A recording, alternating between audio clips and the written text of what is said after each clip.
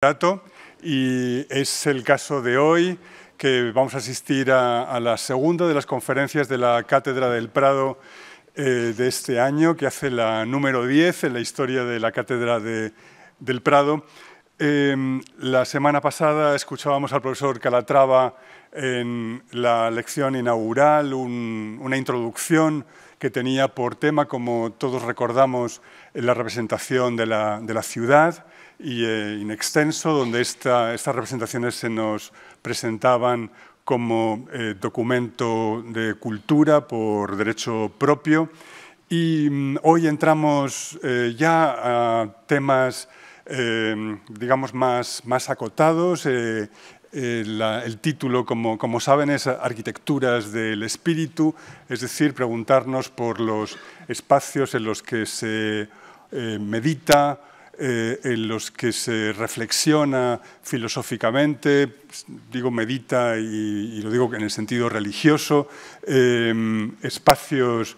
que sirven para la creación artística, para la escritura, espacios de inspiración, unos espacios con unas condiciones determinadas que responden a esos requerimientos del espíritu y bueno, pues tenemos la suerte de poder escuchar a Juan Calatrava sobre este interesantísimo motivo. Así que muy agradecidos por tu disponibilidad. Juan.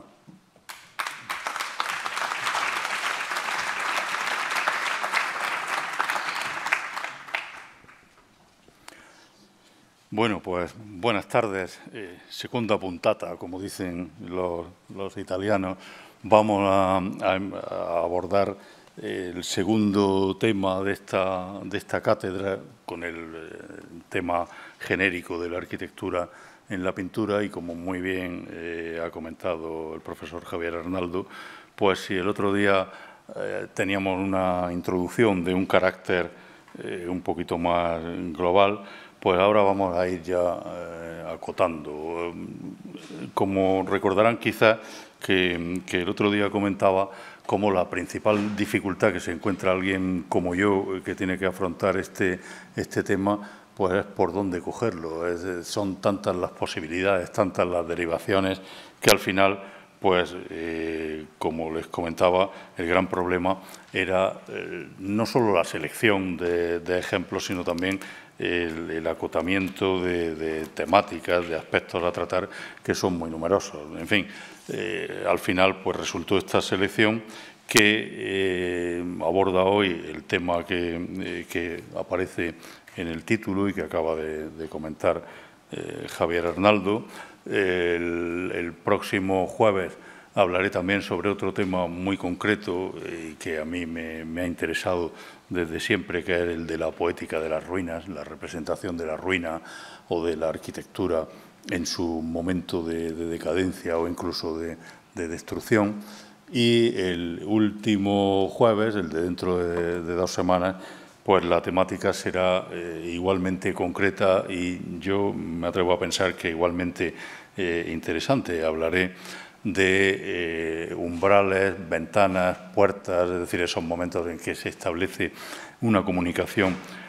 tridimensional en un espacio que por su propia definición es bidimensional, como es el de la pintura. Bueno, pues vamos a abordar el primero de estos 3 temas monográficos que nos quedan y no querría empezar sin mostrar mi agradecimiento a 2 personas de esta casa que me han ayudado enormemente con la presentación de imágenes, que son Elena López Calatayud y Martina Yuri. Si los que estuvieron el jueves pasado recordarán que la presentación de imágenes, que la había hecho yo, pues era bastante cutri, por decirlo con todas sus letras. Javier Arnaldo, con toda su exquisita elegancia, me decía, quizás sea un poco mejorable. Era realmente muy mejorable y el trabajo que han hecho Elena y Martina, pues yo creo que se notará hoy en la calidad de las imágenes que van a ver. Bueno, pues como les decía, hoy traigo ante ustedes otro de esos hitos que componen esa gran madeja de la que, como recordaba el pasado jueves,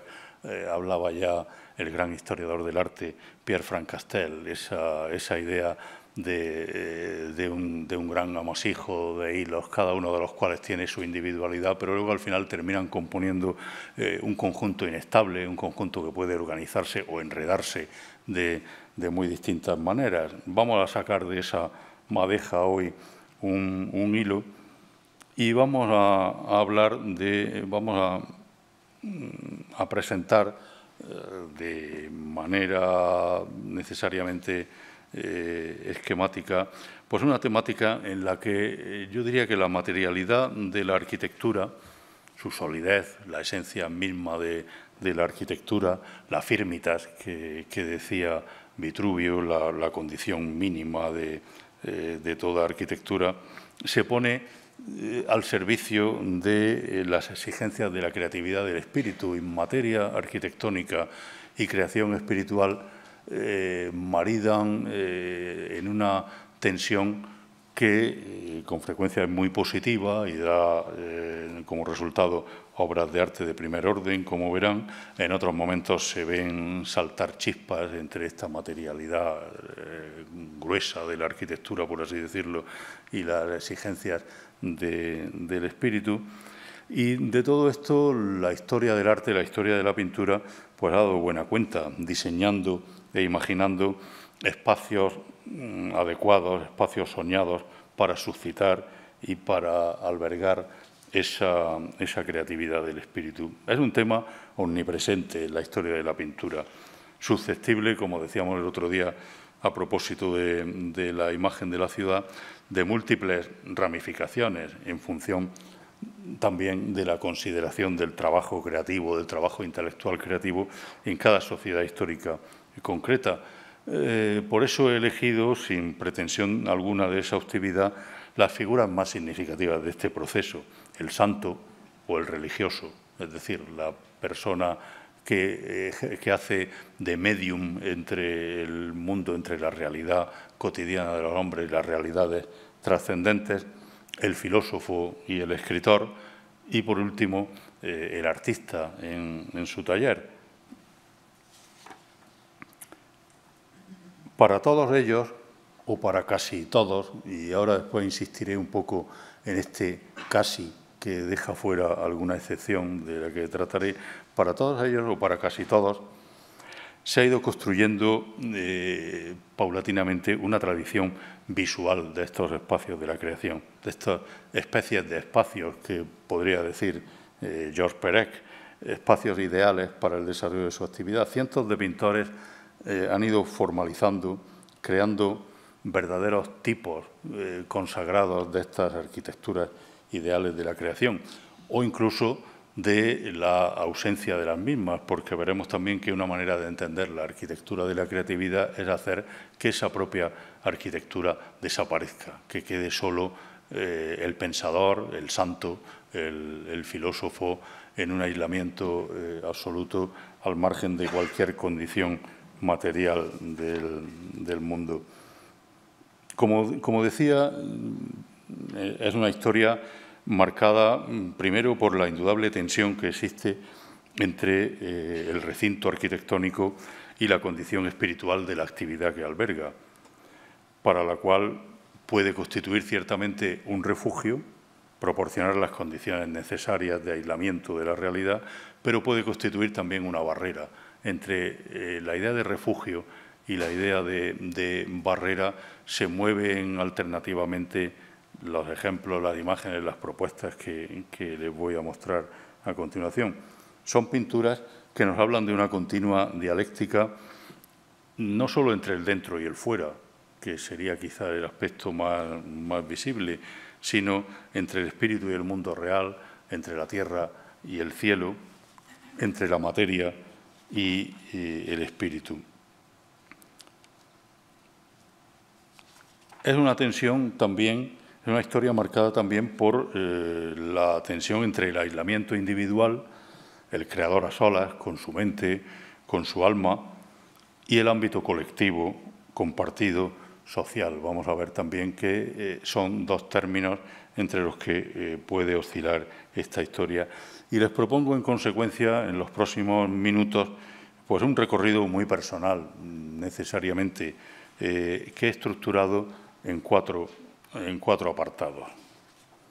En primer lugar, el que he denominado arquitecturas entre el cielo y la tierra. Es el espacio de lo religioso, el espacio de lo sagrado, del santo, de ese trabajo espiritual que consiste, que casi sería un tanto forzado incluirlo dentro de la palabra creatividad, porque desde su propia esencia no es creatividad original del personaje que hace de medium de este pensamiento religioso, sino transmisión de una idea sagrada elaborada en lo alto, elaborada en el cielo. Vamos a asistir a toda una, y esto además todos lo tienen en mente, basta pasear por el Prado o por cualquier museo importante para ver ejemplos de padres de la Iglesia, de santos, de personajes que escriben, pero que no escriben con la originalidad del genio romántico al que estamos acostumbrados o del escritor, sino que escriben casi, podríamos decir, al dictado de alguien que les sopla, digámoslo en términos coloquiales, desde el cielo. Vamos a ver entonces algunos ejemplos de esta tradición, empezando por los primeros santos escritores, por ese San Pablo escribiendo del maestro del papagayo, posteriormente parece que identificado ya por su nombre propio con un pintor flamenco del siglo XVI, y donde podemos ir encontrando elementos de una arquitectura de interior, una arquitectura interna que se caracteriza habitualmente por estar muy cerrada, ser constituir un verdadero cascarón, estar amueblada con los útiles necesarios del escritor, con los útiles necesarios de la persona que lleva a cabo esta tarea de medium, por supuesto con elementos de la iconografía cristiana del Renacimiento y del Barroco, como es el reloj, pero también siempre con aperturas, en unos casos con un protagonismo mayor, en otros casos más restringido, pero siempre jugando con esa doble idea de recinto y de barrera. El recinto es necesario porque aísla de las condiciones del mundo exterior, pero nunca puede ser hermético, nunca puede ser barrera cerrada, porque esa palabra sagrada del que el santo o el padre de la Iglesia es meramente transmisor, pues luego tiene que salir al mundo, tiene que cumplir su efecto en el mundo por alguna vía. De esto volveré a hablar también en algún momento cuando hable en la conferencia que dedicaremos a ventanas, pero ahí ya lo tenemos. Ahí estaba San Pablo, San Gregorio Magno, aquí lo tenemos en dos ejemplos medievales, y en ellos vuelve a aparecer otra constante. Aquí aparece de manera muy temprana, pero lo vamos a ver aparecer con mucha frecuencia, es el recinto acotado dentro de la arquitectura dentro de la arquitectura, esa especie de oficina amueblada, podríamos decir, de despacho con atril, que constituye dentro del edificio como un segundo recinto aún más cerrado. En esas dos imágenes medievales lo pueden ver, y a partir de aquí vamos a ver a continuación unos cuantos ejemplos de la iconografía del santo que sin duda mejor representa toda esta problemática, es San Jerónimo. La iconografía de San Jerónimo en su estudio, no en su celda, como a veces erróneamente se dice. San Jerónimo no tiene nada que ver con el monacato. Fue un personaje clave en el mundo de la política tardoantigua, fue digamos, una vida pública importante, y aquí en el estudio pues se va a ir codificando poco a poco, aparte de la presencia del león, que seguramente que es una presencia un poco chusca, porque parece que seguramente es un error, es una confusión con otro santo, con León, que es San Gerasio. En fin, eso ahora no le interesa de manera secundaria, pero ahí está el León, siempre acompañando a San Jerónimo. Y aquí, tanto en Jan van Eyck como en Colantonio, es decir, ese eterno tema que ya viene del mundo clásico, del benefactor que le quita la espina al león y lo convierte casi en un perro faldero, pues aquí siempre tenemos esta segunda arquitectura hecha de muebles, hecha de donde los ladrillos son sustituidos por libros, donde, digamos, funciona sobre todo esa idea del recinto dentro de la arquitectura. Lo tenemos en estas dos obras, en San Jerónimo en su cátedra, en la Basílica de San Petronio de Bolonia, pero también tenemos ese interesantísimo cuadro de San Jerónimo en su estudio, procedente del taller de Jaume Ferrer, donde pueden ver un poco la actitud expectante que alberga esa arquitectura. Es una arquitectura preparada para escuchar la palabra que viene de otro lugar, no tanto para sacar la creatividad de tu propio interior, sino para escuchar esa palabra que a veces incluso explícitamente aparece el Espíritu Santo, digamos, transmitiendo ese mensaje, como ocurre aquí en el caso de San Gregorio Magno, que tiene a la paloma posada en el hombro, como pueden ver, directamente soplándole al oído. Es interesante el cuadro del taller de Jaume Ferrer, porque mezcla otra tradición de la que hablaré también en otro momento, que es la tradición de portar una maqueta, esa duplicidad arquitectónica del recinto con el santo, que además esgrime una representación de esa arquitectura que representa los fundamentos de la fe, esa maqueta que está ahí para señalar cómo ese pensamiento se construye de una manera tan sólida como la propia arquitectura. Por supuesto, las dos obras maestras que todos conocen son estos dos San Jerónimos de Antonello de Messina y de Alberto Durero. El de Antonello de Messina nos muestra muy bien, de una manera palpable, todo lo que estaba diciendo. Primero, el acotamiento de un espacio arquitectónico dentro de una arquitectura mucho más amplia. En segundo lugar, la importancia de las aperturas. No entro ahora en detalles, digamos, más estilísticos, como la construcción de la perspectiva o el extraordinario colorido de ese grandísimo artista, pero sí, sobre todo, en esa posición central del cubículo del santo, en comunicación primero con el mundo exterior, porque muchas veces la fuerza de este cubículo y de la figura del santo es tal que muchas veces se nos olvida que está encuadrado por esta fortísima arquitectura, por este enorme arco que tenemos delante, que casi hace función de un segundo marco de la escena. Así que sí, fíjense la complejidad de este encuadramiento arquitectónico para delimitar aquí un recinto del que a su vez sale un pensamiento que se va a ir difundiendo al mundo a través de estas aperturas hechas posibles gracias a la perspectiva. En el caso de Durero, la construcción geométrica y la construcción lumínica de este grabado es extraordinaria, como saben. Incluso ese famoso detalle que se ha comentado tantas veces de la línea que se establece entre la cabeza del santo, el crucifijo y la calavera,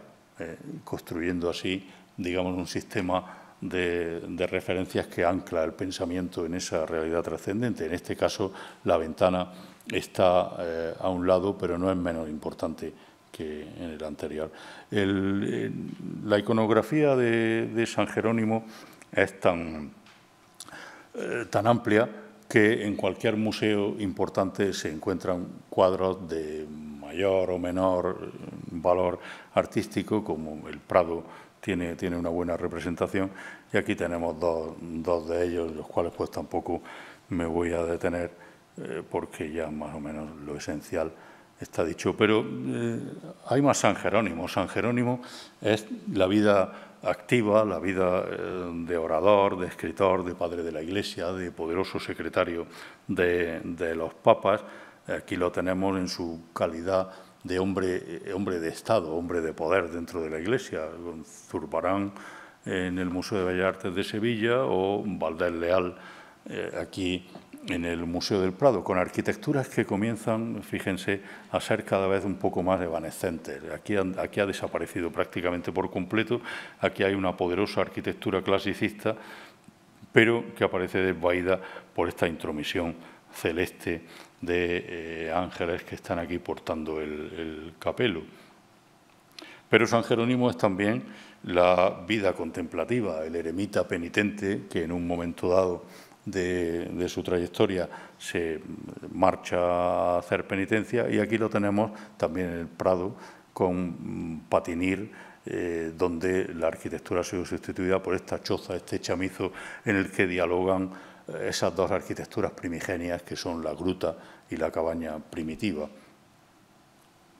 Bueno, no hay tiempo de detenerse en cada una.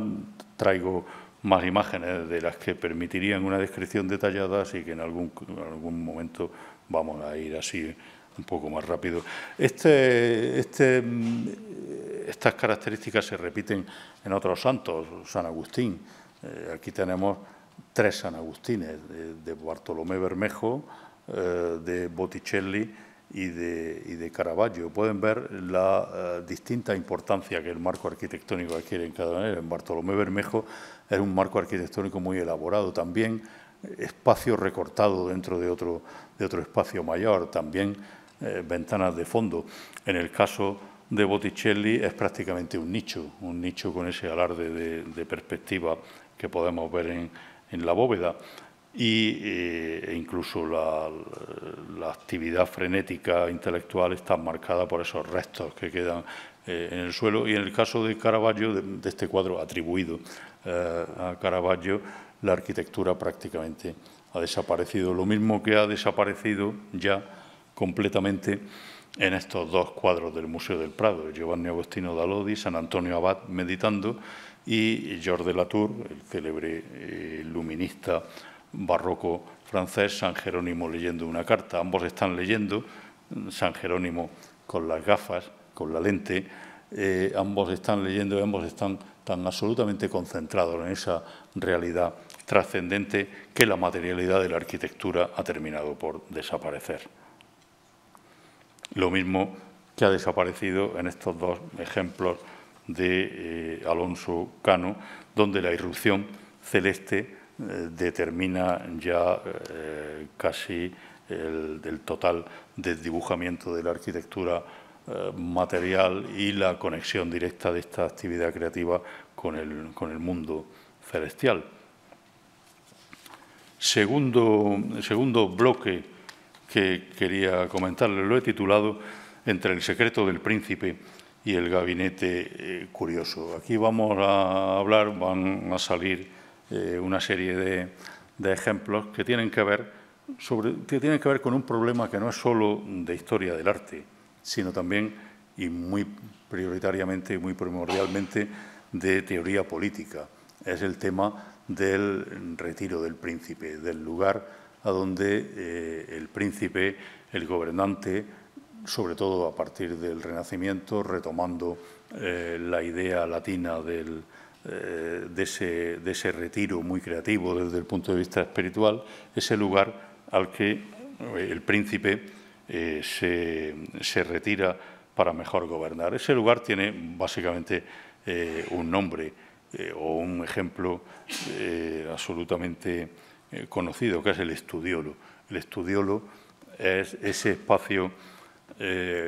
reducido, pequeño, no tiene nada que ver con un salón de aparato, ese espacio a donde el príncipe, el gobernante, se retira, porque estamos ya en un contexto en el que el saber es un atributo prestigioso del gobernante. El saber, la filosofía, la retirada a un espacio de pensamiento es un atributo positivo del gobernante.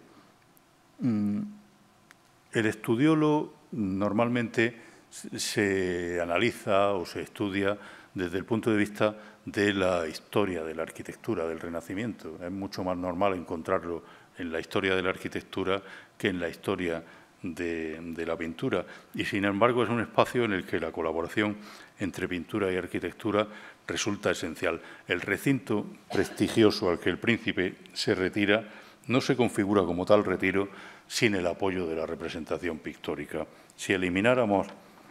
del estudiolo todas esas representaciones pictóricas que estamos viendo ahí en el ejemplo, sin duda más conocido, el de Federico de Montefeltro en el Palacio Ducal de Urbino, si elimináramos esas representaciones pictóricas, el estudiolo no dejaría de ser un cascarón vacío.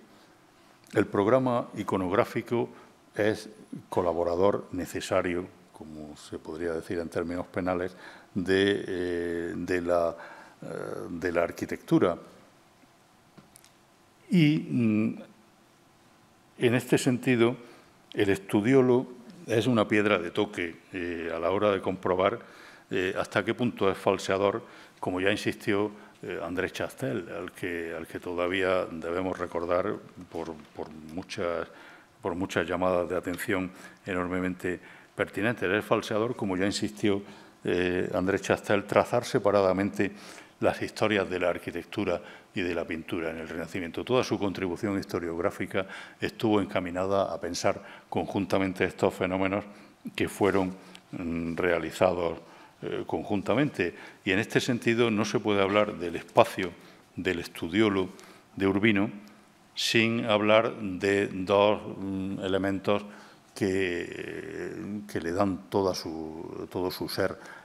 a este receptáculo. En primer lugar, las arquitecturas fingidas en Taracea, todo este despliegue de arquitecturas ficticias realizadas en Taracea, es decir, una representación entre pictórica y escultórica muy especial y que tiene mucho que ver con todo ese mundo de la ciudad ideal del que hablábamos el otro día. Recordarán quizá los que estuvieron el jueves pasado las tres vistas ideales de ciudades de Baltimore, Berlín y Urbino, y esa misma idea de la ciudad ideal es la que aparece en algunos elementos que podemos ver aquí o aparecen también digamos, como réplicas del propio estudiolo, réplicas de los libros, de los anaqueles, de los atriles en los que se está volcando ese saber. Incluso estas taraceas nos muestran armarios de biblioteca semiabiertos con un saber que está pugnando por encontrar su destinatario. Y junto a estas arquitecturas fingidas en Taracea tenemos la galería de hombres ilustres, la galería de grandes precedentes en todo este proceso. Esa galería, aquí tenemos tres ejemplos, pintados por Justo de Gante y Pedro Berruguete, tres ejemplos de personajes en los que además se dan la mano la tradición clásica, el humanismo y la sabiduría religiosa, en este caso Boecio, Santo Tomás de Aquino y Victorino da Feltre. Entre la representación de la arquitectura y el programa de hombres ilustres, cada uno de ellos en su receptáculo, como hemos visto para San Agustín, para San Jerónimo, etcétera, todo ello es lo que le da sentido a este programa de estricta colaboración entre pintura y arquitectura. En este sentido, pues también podríamos, unos 100 años después del estudiolo de Urbino, tenemos otro estudiolo muy diferente, el de Francisco I de Médicis, en el Palazzo Vecchio de Florencia, donde este espacio rectangular, abovedado, pues fue decorado hasta casi el horror vacui por Giorgio Vasari y sus colaboradores. En la comparación entre Urbino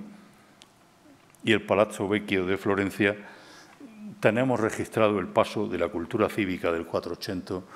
al refinamiento cortesano manierista. ¿Qué tipo de representaciones tenemos aquí? Representaciones muy diversas que aluden en gran parte al poder, a la magnificencia de este soberano de Florencia, pero representaciones en las que también nos vuelve a aparecer la arquitectura pintada con un sentido, en esta ocasión, muy ligado a todo ese mundo manierista que tiene que ver con la alquimia, con la magia, con todo ese pensamiento esotérico que comienza a abrirse paso en estos momentos. 3 ejemplos de todo este despliegue que tenemos aquí. Uno es Danae. Danae, el célebre tema de la muchacha encerrada en la torre por su belleza y a la que Zeus cubrirá con una lluvia de oro y de cuya coyunda pues sale después Perseo. En fin, el célebre mito genialmente pintado por Tiziano, como saben perfectamente, y donde aquí lo que tenemos es el protagonismo de la torre. Fíjense en la torre porque va a salir en alguna otra ocasión más. La torre que se alza en medio de este campo, de este mundo mitológico, pues es una alusión a ese encierro, a esa relación conflictiva entre los hombres y los dioses.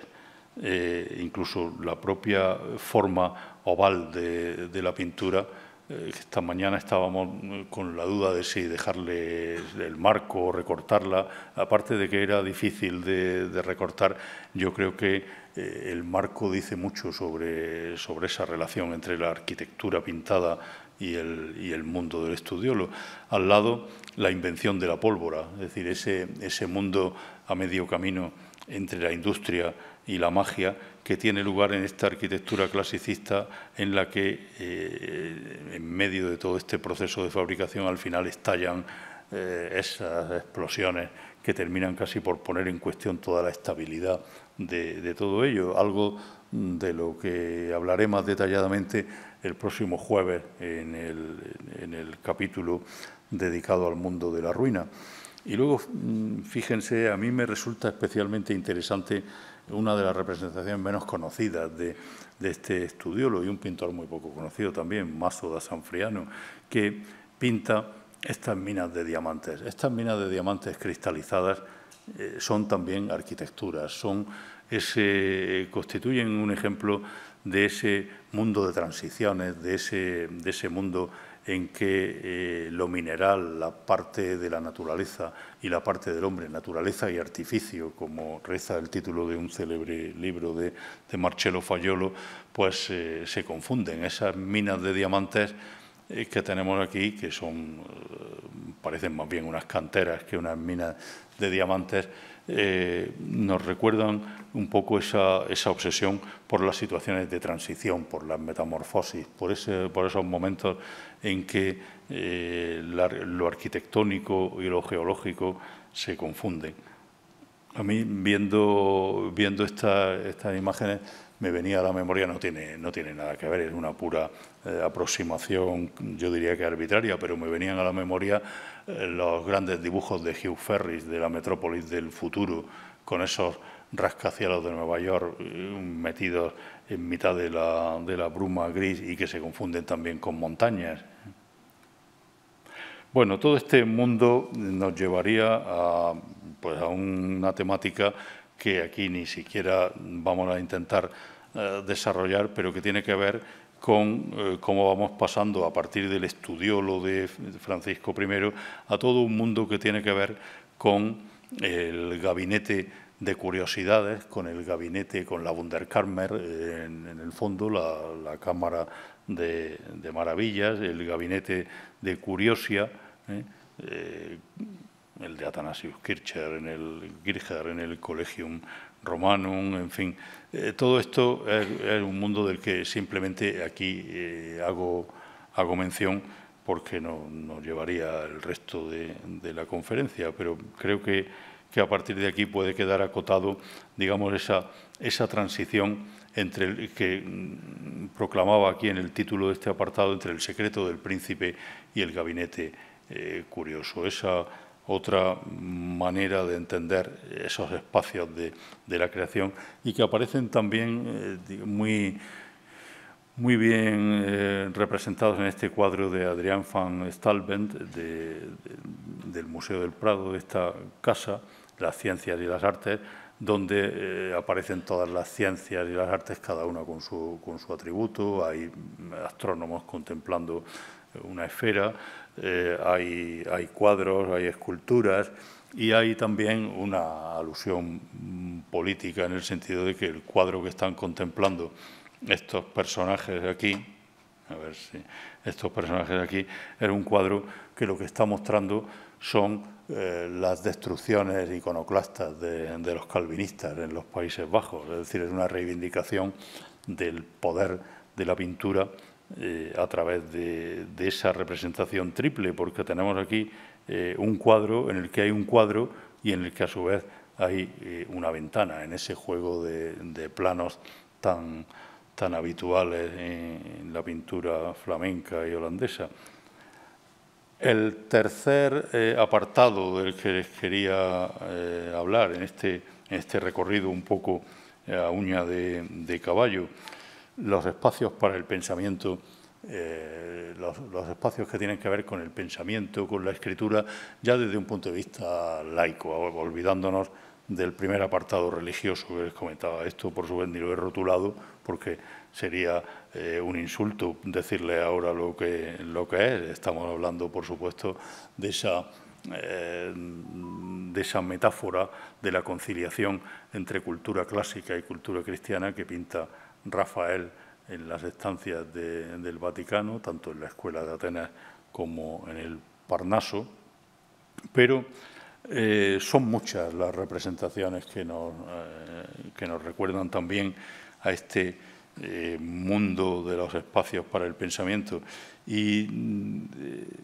es muy interesante recordar que esto ya está en pleno siglo XV, en una figura tan interesante y tan reivindicada ahora desde los estudios de género, tan sacada, digamos, de su oscuridad, como es Christine de Pizan, la célebre autora de La Cité des Dames, la ciudad de las damas, esa figura a la que se comienza a estudiar a fondo como primera prefiguradora de actitudes feministas, con una biografía también enormemente interesante, y que entre sus muchas obras, las muchas obras que se puso a escribir cuando decidió hacer algo tan moderno en su momento como convertirse en escritora profesional para dar de comer a su familia directamente, después de caer en una decadencia económica a partir de una situación verdaderamente privilegiada, y donde entre sus muchas obras pues aparece este libro de la mutación de fortuna, este libro de los cambios de fortuna que ella misma había sufrido en sus propias carnes, donde en el texto hablará de sí misma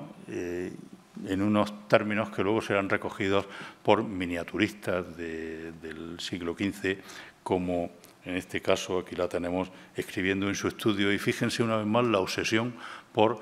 acotar un espacio de estudio dentro del espacio más amplio de la casa o del palacio o de la morada. Es un banco que tiene características plenamente arquitectónicas, un atril, una serie de atriles enormemente articulados, muebles, digamos, que componen, que cierran todavía más el recinto de la sabiduría. Y aquí la tenemos también, en este caso escribiendo, en este caso admirando los frescos de la Sala de la Fortuna, ideada por ella misma en este libro de la mutación de fortuna,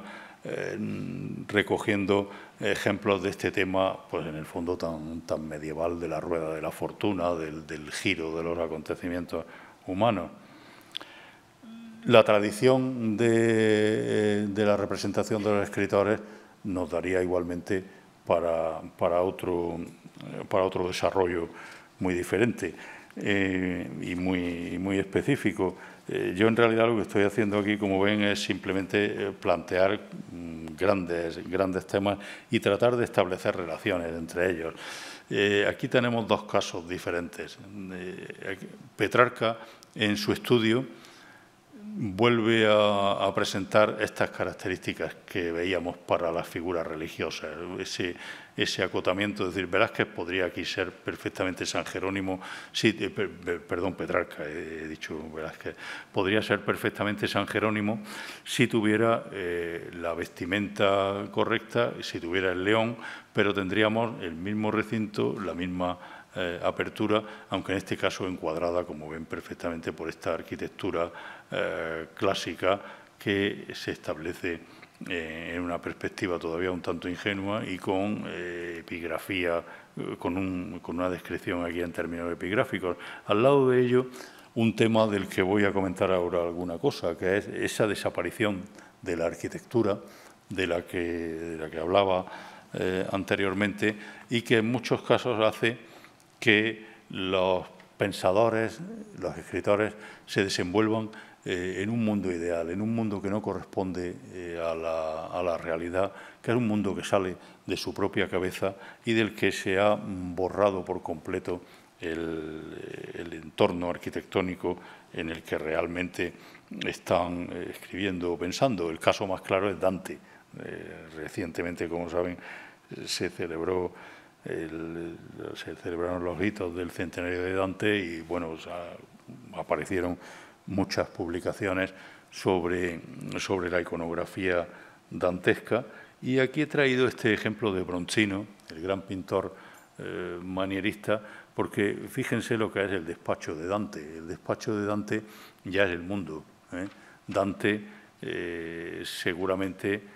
con total seguridad, estaba en la soledad de su estudio, escribiendo, imaginando los círculos del infierno de la Divina Comedia, o su recorrido por el purgatorio, o finalmente por el paraíso. Pero aquí Bronzino lo ha liberado ya completamente de ataduras materiales. Dante está sentado sobre una roca contemplando el purgatorio y ajeno ya a todas estas miserias materiales. Algo parecido, pero en otro sentido, le ocurre al filósofo en meditación de Rembrandt, este cuadro extraordinario de 1632, en el que la arquitectura tiene un protagonismo absoluto, con esa espléndida escalera en espiral. Esa escalera en espiral es la metáfora del propio pensamiento de ese filósofo que está meditando, pero que está meditando con la ayuda de la luz durísima, brillante, que entra por la ventana y que termina por darle todos sus matices a esta espléndida escalera, la luz que pasa por la cabeza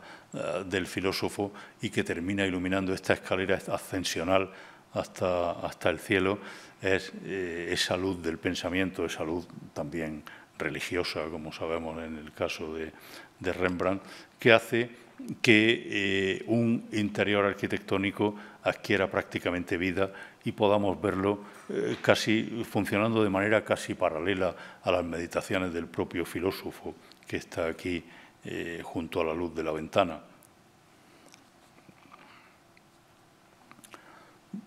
Muy distinto en algunos aspectos y muy cercano en otros son las representaciones de Johannes Vermeer.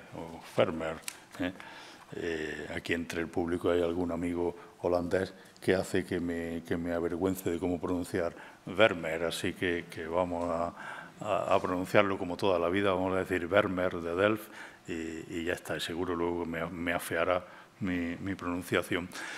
Bueno, el geógrafo del Stadtmuseum de Frankfurt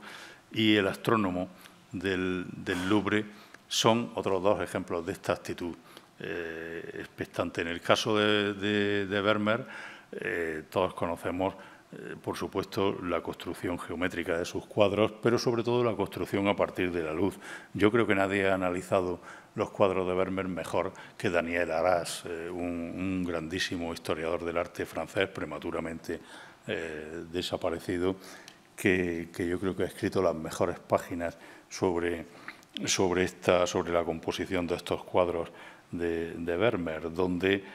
como digo, la construcción geométrica no es nada sin la propia luz que entra a través de estas ventanas laterales y que hace que en este caso tanto el astrónomo como el geógrafo estén pensativos. El geógrafo se ha volcado con su compás sobre el atlas, el astrónomo está contemplando la esfera celeste y ambos están en ese momento preñante, podría decirse, de transición en el que el pensamiento está a punto de explotar, está a punto de producir un avance de conocimiento. Pero hace un momento les comentaba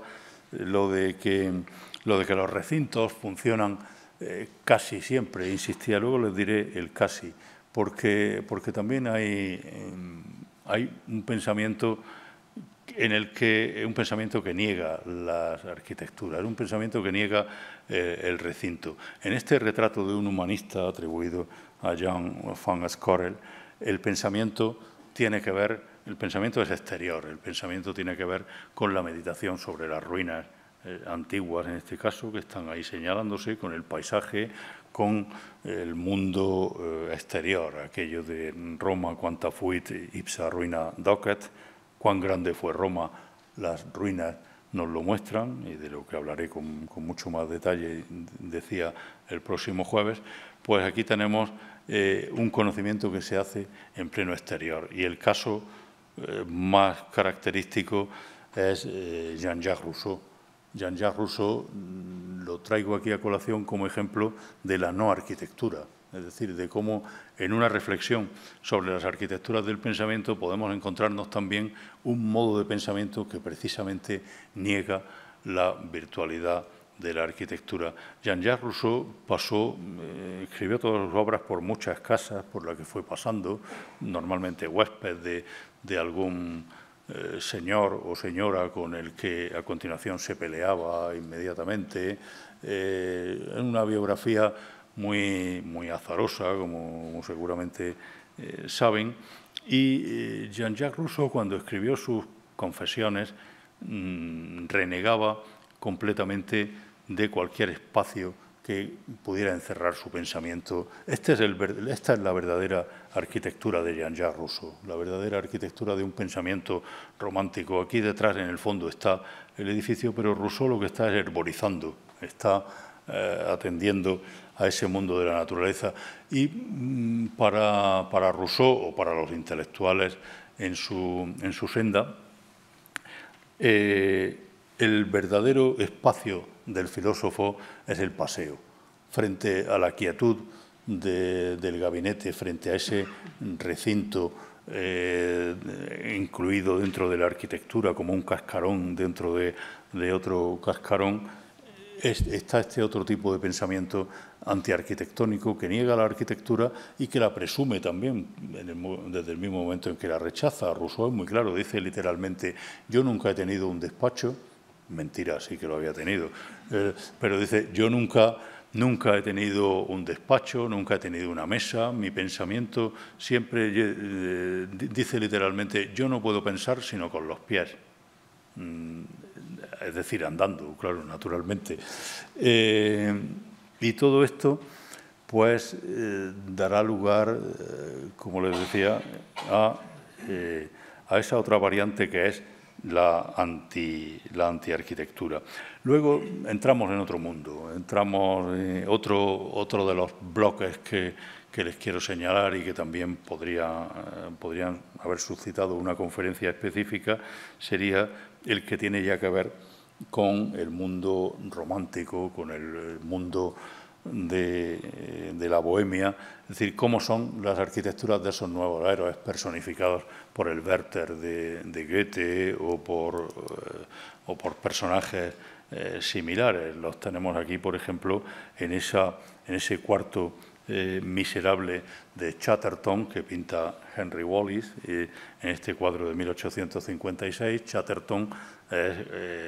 como quizás sepan, un gran falsificador de literatura medieval inglesa. pretendía haber descubierto textos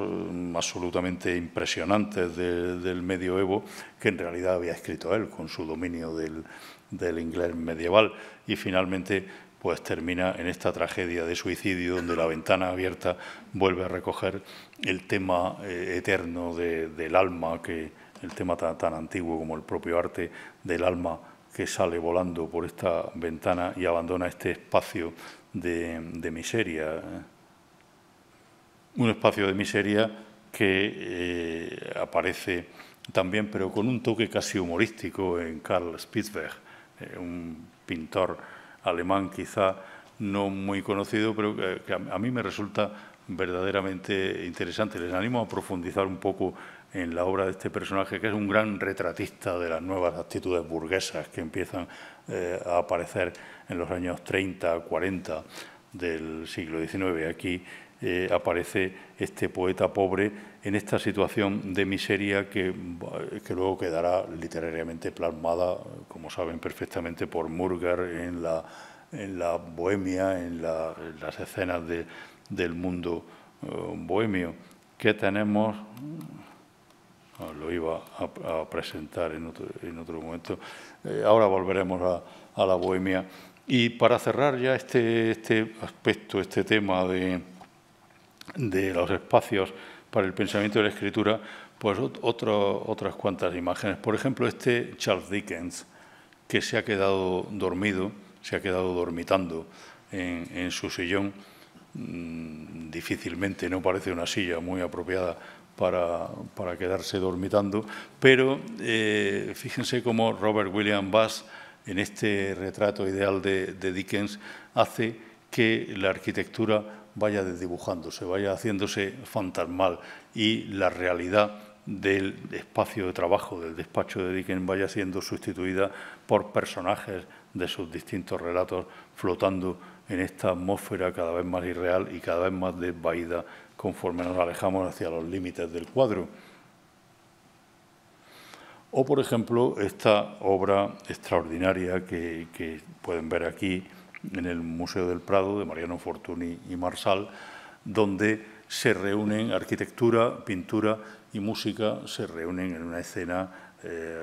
absolutamente romántica donde las haya, una fantasía sobre Fausto que recoge el momento en que en el estudio del pintor Francisco Sanz y Cabot, amigo de Fortuny, pues el músico Juan Bautista Pujol interpreta una obra musical compuesta por él mismo y basada en el Fausto de Gounod. Es decir, todo un juego de espejos que tenemos aquí. Fortuny, que pinta al músico y a otros dos pintores amigos suyos, que recuerda esta velada, velada que tiene lugar en un espacio también creativo, biblioteca, piano, cuadros, incluso la presencia de una copia de un relieve cuatrocentista italiano que ha sido identificado, y a partir de aquí, como en el caso de Dickens, desdibujamiento de la arquitectura, entrada en un mundo borroso que podría ser casi como el rompimiento celeste de las pinturas del barroco, solo que en este caso es un rompimiento literario donde aparece esta escena fáustica que el músico está interpretando al piano en estos momentos. Otros ejemplos famosos de esta otra historia que podríamos contar: el retrato de Émile Zola por Edouard Manet, muy archiconocido, no tan conocido, pero enormemente interesante, este retrato de Félix Fénéon en su despacho de la Revue Blanche, digamos que con un grado de urgencia, de trabajo, de revista literaria que tiene mucho más que ver con la prisa, con la aceleración de la vida, que el retrato de Émile Zola que presenta aquí Manet. Y ya, para no abusar mucho de su paciencia, el último bloque de temas que querría poner sobre la mesa, el de los talleres de artistas. Esto que he titulado Entre mano y cerebro, porque a lo que vamos a asistir en las imágenes que les voy a proponer a continuación es a una historia visual del papel que juega la pintura en el sistema de las artes, en ese tema tan conocido que Julián Gallego ya hace mucho tiempo tituló como el pintor de artesano a artista. El espacio del taller, tal y como aparece pintado, plasmado en la pintura,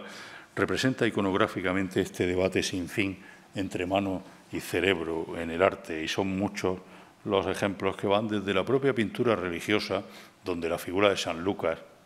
protopintor, San Lucas pintando a la Virgen, pues aparece en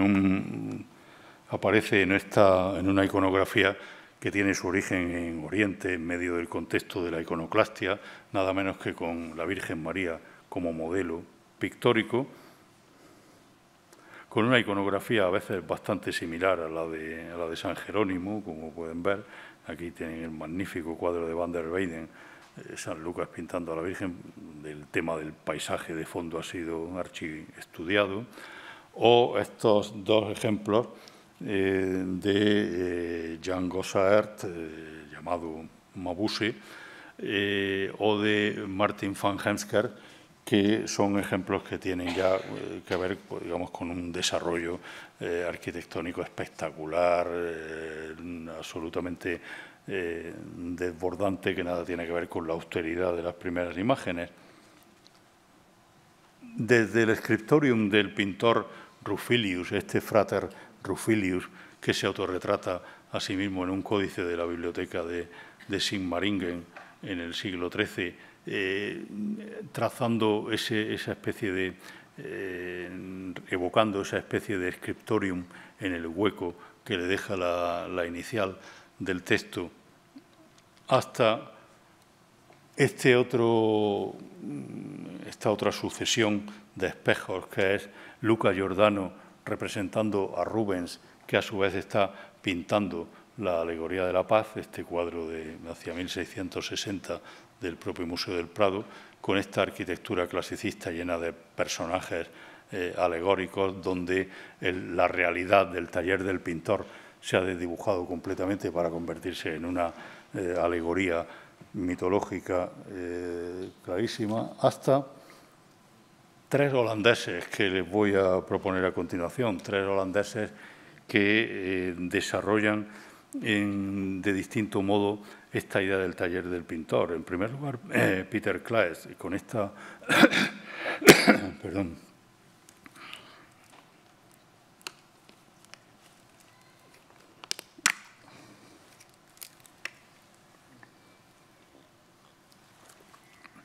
con esta Vanitas Musical con autorretrato, donde el autorretrato lo pueden ver en el reflejo de esta bola de vidrio, un taller artístico en el que el artista se coloca en segunda posición, pero aparece. Es una meditación sobre el papel del arte, sobre la presencia y la ausencia al mismo tiempo del artista en este resultado. El segundo, archiconocido, este cuadro que a mí me parece absolutamente emocionante, de Rembrandt en su estudio, un cuadro con el que Simon Schama abría también su célebre estudio sobre Rembrandt, tan interesante en muchos aspectos y tan poco interesante en otros, pero Schama llamaba la atención de manera muy pertinente, creo, sobre la perplejidad del artista, sobre ese Rembrandt empequeñecido, vestido con un ropaje que claramente le va grande, en un estudio que está marcado por la austeridad, por la pobreza más absoluta, por ese muro craquelado donde se está medio cayendo el revoco, y que recuerda un poco aquella propuesta de Leonardo da Vinci de representar de cómo la grieta de un muro podía ser un mundo para la imaginación artística. Este caballete con este cuadro del que no sabemos nada en este espacio tan absolutamente austero es sin duda una meditación de Rembrandt sobre la dificultad extrema de la creación artística. Muy diferente es la meditación de Vermeer con el arte de la pintura, que, a diferencia de lo que se ha dicho en algunas ocasiones, no es un taller de artista. En realidad es una alegoría sobre el propio arte de la pintura, donde aparece Clio, la musa de la historia, donde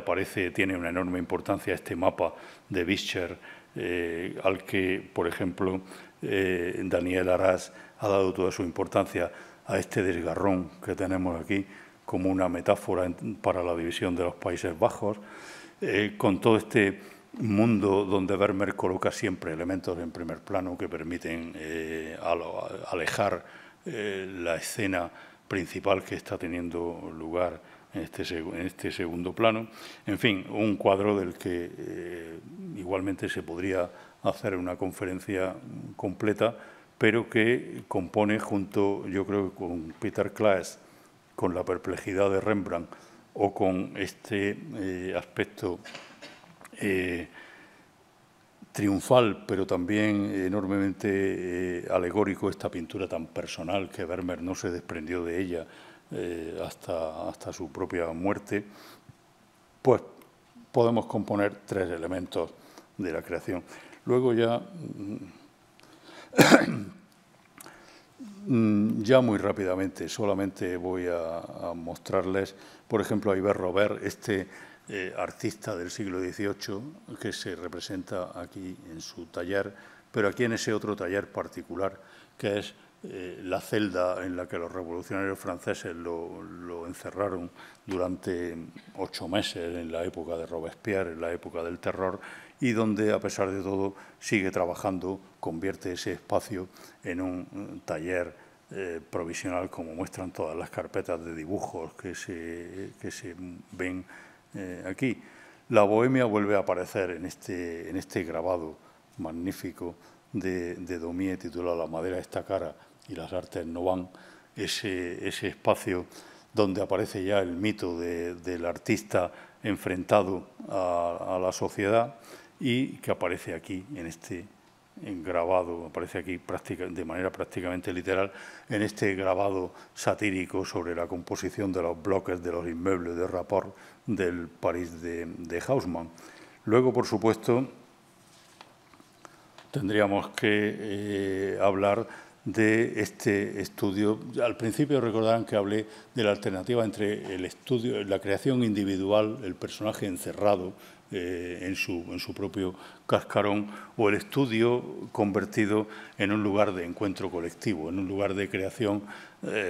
casi donde lo que tiene lugar es una puesta en común. El estudio de Courbet en 1855,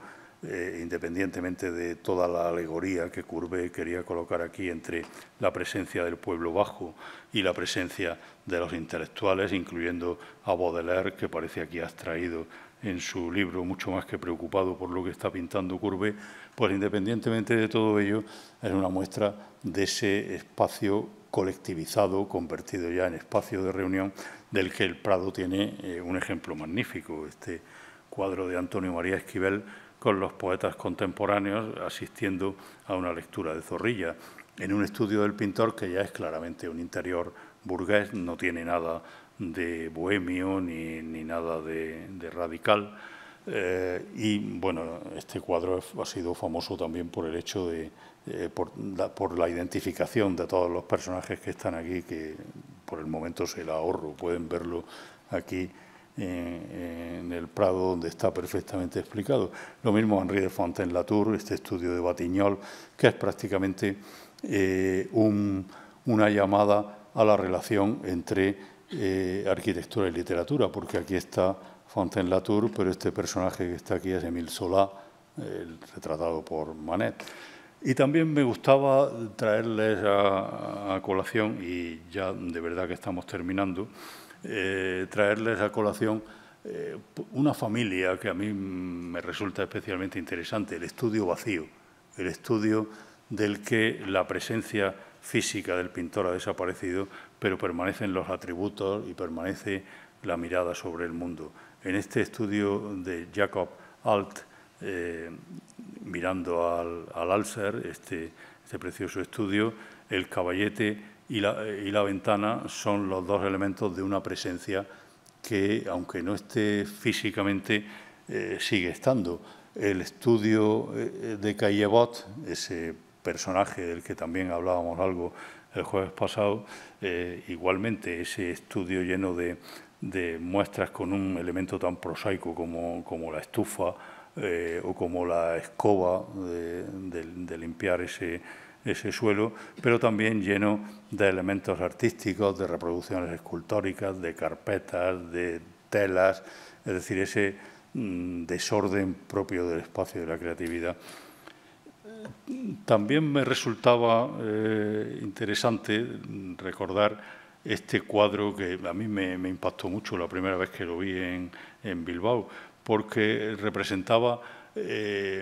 algo que también está en el fondo en Baudelaire, aunque aquí aparezca de una manera mucho más chusca. Es la idea de cómo la magia, el aspecto sagrado de ese recinto en el que tiene lugar la creación, se puede ver en cualquier momento interrumpido por la intromisión del mundo exterior. Baudelaire, en uno de sus poemas, recordaba cómo está en su buhardilla, en su piso alto, reflexionando sobre los pensamientos que quiere trasladar al papel, y de repente llaman a la puerta. Es el botones del periódico que le reclama imperiosamente el artículo que tiene que entregar a determinada hora porque están esperándolo en la redacción. Aquí no es lo mismo, no se sabe qué quiere exactamente ese personaje eclesiástico. A lo mejor solo llamaba a la puerta con la intención de echar un vistazo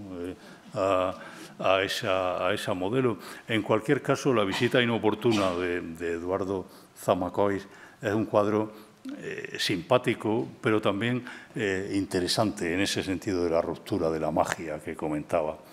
Ignacio Pinazo, pintando en el jardín, en la puerta de su estudio, pues también nos revela esta dialéctica entre interior y exterior, y esta es la última. Claro, una cosa que no hay en esta conferencia, como tantas muchas otras que no hay,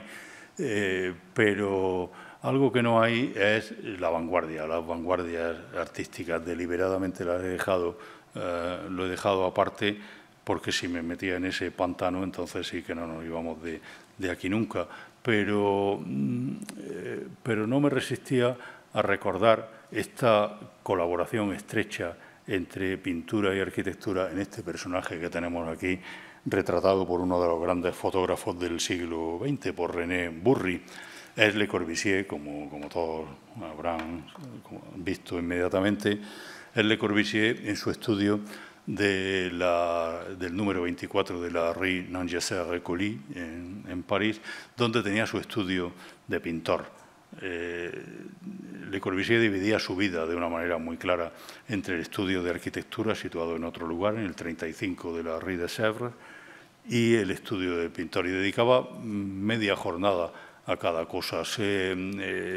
enfadaba mucho, le sentaba muy mal que le vieran como un arquitecto que en sus ratos libres hacía pinturillas, pero así en plan diletante. Y repetía muchas veces la frase de: si quiere usted saber quién soy yo de verdad, mire mis cuadros. En ese espacio que se acomodó, el ático de un edificio que construyó, se reservó todo el ático para su vivienda y para su taller de artista plástico, y en ese ático Le Corbusier dejó sin revocar el muro que hay al fondo. Era un muro, como pueden ver, muy tosco, hecho de ladrillo, de rollizos incrustados en el muro. Y Le Corbusier tiene un poema prácticamente, no en verso, pero prácticamente un poema en prosa dedicado a ese muro.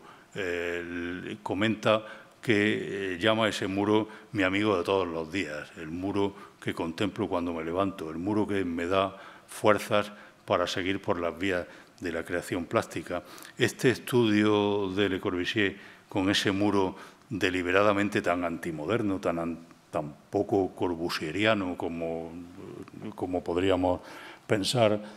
a priori, pues yo creo que nos sirve para, por lo menos para tener una mención de todo ese mundo que nos podría haber ocupado, que quizás nos ocupe en otra ocasión, que es la relación arquitectura-pintura en los estudios ya de artistas de la vanguardia del siglo XX. Y bueno, con esto hemos cumplido la hora estricta de tiempo que tenía asignado y hasta aquí hemos llegado. Muchas gracias por su paciencia y hasta el jueves que viene si siguen queriendo asistir.